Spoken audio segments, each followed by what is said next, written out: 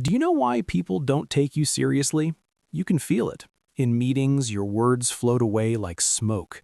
In conversations, people talk over you. In relationships, you give more than you receive. You try to be kind, you try to be patient, you try to be understanding, and somehow the more you try, the less they value you. Here's the crazy part. It's not because you're not good enough. It's not because you're weak. And it's definitely not because you don't deserve respect. The real reason is much more visible. You are making one big mistake, a mistake that sends a message to everyone around you, a message that says, "Please ignore me." And the worst part, you don't even know you're doing it. Before we continue, please take a moment to like, comment, and share. And don't forget to subscribe, because tomorrow's story is one you won't want to miss. Once I tell you what it is, everything changes. The way you stand, the way you speak, the way you respond.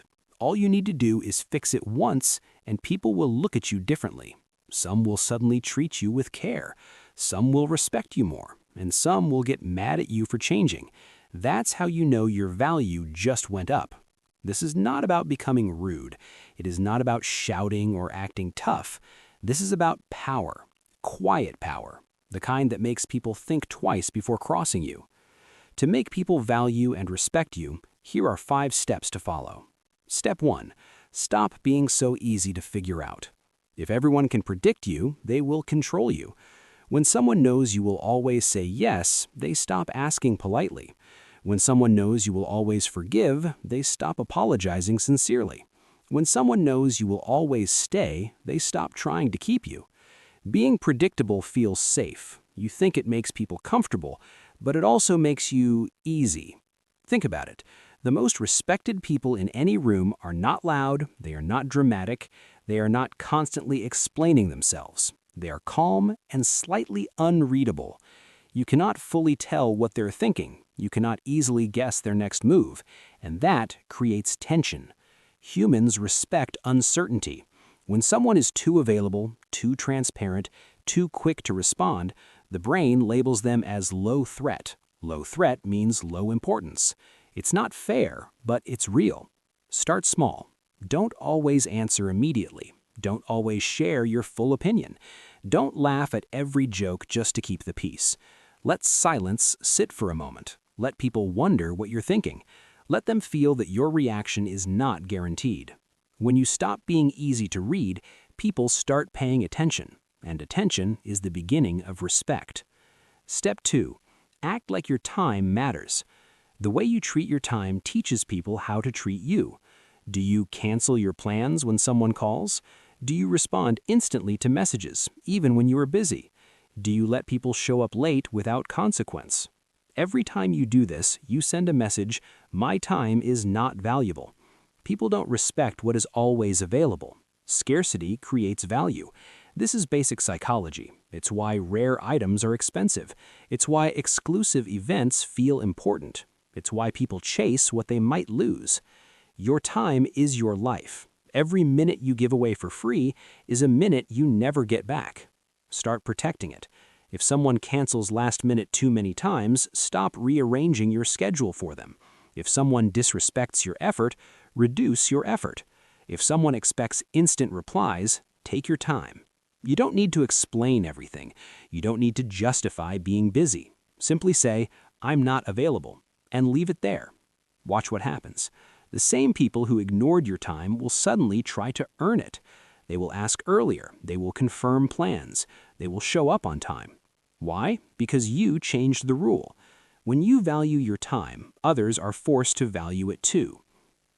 Step 3. Stop saying sorry for everything. Over-apologizing kills authority. "I'm sorry for talking too much. Sorry for asking. Sorry if that sounded weird. Sorry, sorry, sorry." You think it makes you polite, but what it really does is lower your position in every interaction. When you constantly apologize, you frame yourself as the problem, even when you did nothing wrong. There is a deep psychological effect here. The brain associates apology with guilt. If you apologize often, people unconsciously assume you are usually wrong. And if you're usually wrong, why would they respect your judgment? Save apologies for real mistakes. Instead of saying, "I'm sorry I'm late," say, "Thank you for waiting."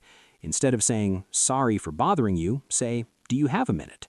Instead of saying, "Sorry, this might be dumb," just speak.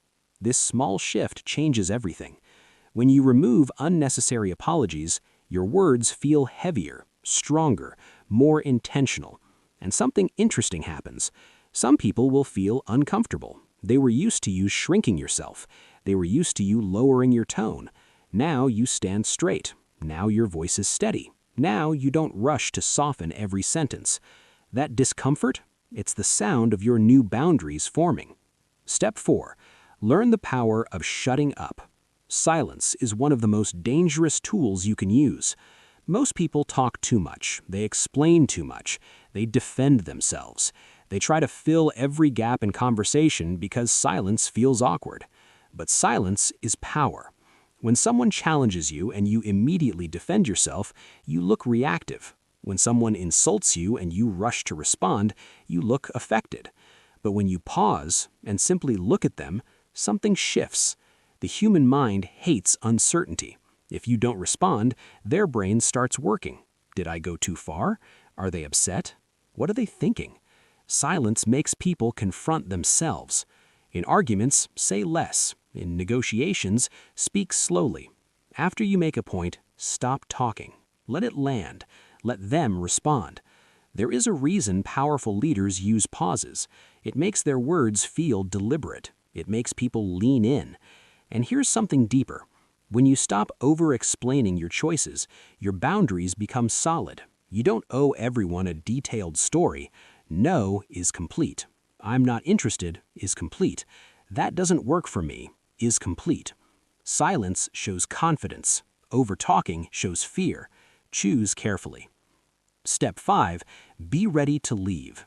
This is the one that changes everything. Respect comes from knowing you can walk away. If people sense that you will tolerate anything to stay, they will test you. If they sense that you are afraid of losing them, they will push your limits. But when you are emotionally prepared to leave, whether it's a job, a friendship, a relationship, your energy changes. You stop begging, you stop convincing, you stop chasing.